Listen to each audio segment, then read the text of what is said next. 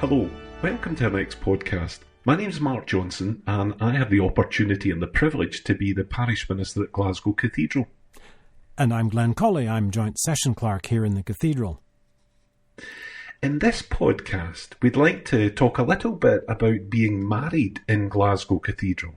Mark, I know many people are getting married these days in some rather unusual places, in hotels, on beaches, even in hot air balloons. And I think there was one groom who married his wife while he was in outer space, although I'm not sure how he managed to slip the ring on her finger. Can anyone be married in Glasgow Cathedral? Glasgow Cathedral almost sounds quite tame in respect of being married in a hot air balloon or a spaceship. But yes, anyone can be married in Glasgow Cathedral. Do you have to be a member, or do you have to even be a Christian? The service itself would be a Christian service and a Christian celebration of the relationship that the two folks are entering into. So I would suggest that if it's a service in the cathedral you're looking for, being a Christian would be a significant part and probably add a considerable meaning to the service. What I would say is, though, you don't necessarily need to be a member of Glasgow Cathedral. The parish church, and the cathedral is a parish church, is there to offer what we would call the services and ordinances of the church to the people of the parish. How far around does our parish extend? I mean, could we consider it to be the entire city, do you think? It's interesting. I think historically the cathedral would have been seen as the mother church, and therefore there would have been a sense in which its scope would have gone in many ways to the very boundaries of the greater Glasgow area.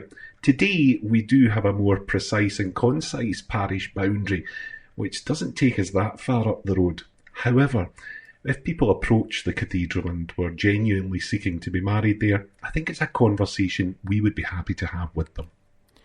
Now, I know there are some churches who would have a difficulty in marrying people who are divorced, who'd been married to other people before.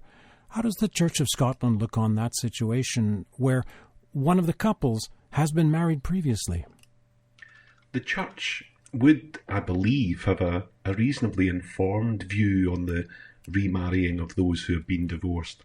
I say informed because we would recognise that life doesn't always unfold the way that we hoped or expected that it would unfold, and therefore there will be some folks, through no fault of their own, recognise that the relationship they're in is not one that's going to continue for the whole of their life, and they may therefore, with real insight, seek divorce.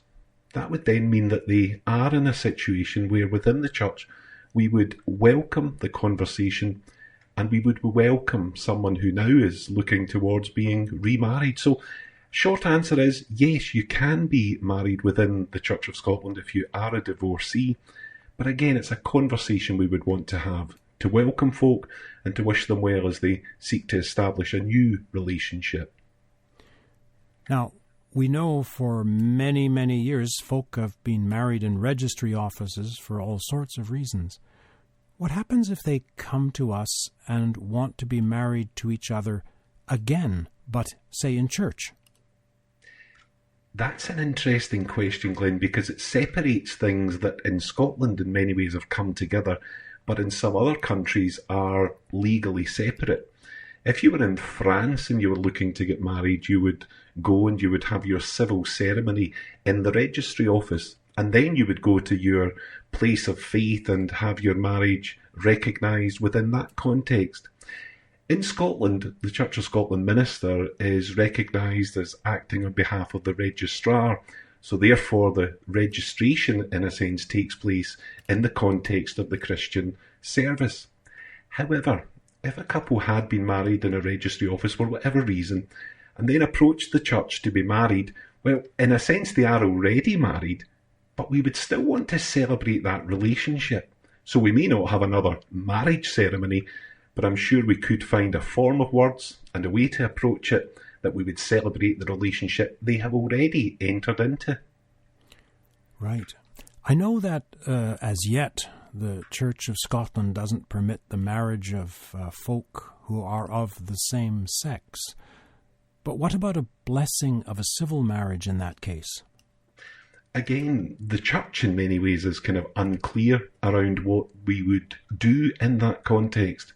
This year at the General Assembly, that will be in May 2020, there may be an opportunity where the recognition of the blessing of such relationships would be endorsed by the church.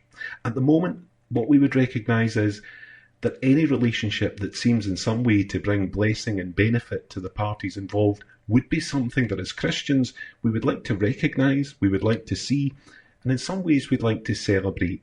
So there would be again a context within which a conversation would begin, and you would hope that it would evolve into a place where people were affirmed in who they were as individuals.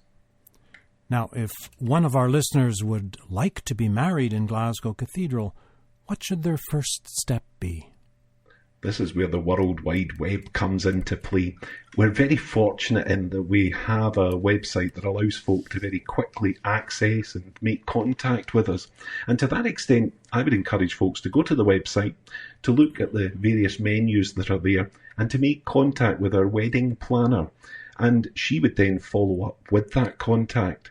Over and above that, if that's just a step too far, pick up the telephone and call the cathedral office. And again, our church administrator would make you give contact with the wedding planner, and we would be able to help put things in motion. So that's very simply glasgowcathedral.org. That would be it, Glenn. Again, very accessible, easy to use, and the information gets to the folks that need to know. Well, thank you very much, Mark. And to all our listeners, we'll be back to discuss a little more about what the church might have to offer shortly. Thanks, Glenn.